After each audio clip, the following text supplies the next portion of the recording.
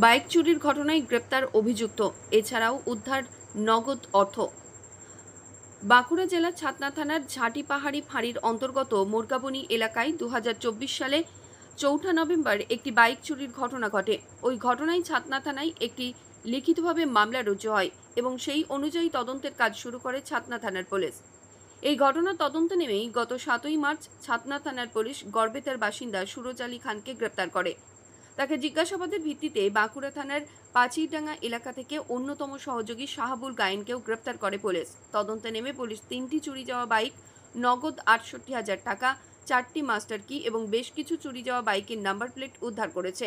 বাঁকুড়া জেলা পুলিশ সূত্রে জানা গেছে, অভিযুক্ত সুরজ আলী খান গড়বেতা, ডেবরা এবং পশ্চিম মেদিনীপুর জেলার বিভিন্ন থানায় সংগঠিতভাবে বাইক চুরির একাধিক মামলার সঙ্গে যুক্ত ছিল এবং তার বিরুদ্ধে ইতিমধ্যেই একাধিক গ্রেপ্তারি পরোয়ানা জারি রয়েছে। এই ঘটনার সঙ্গে সংশ্লিষ্ট আরও কোনো তথ্য রয়েছে কিনা তা খতিয়ে দেখছে ছাতনা থানার পুলিশ।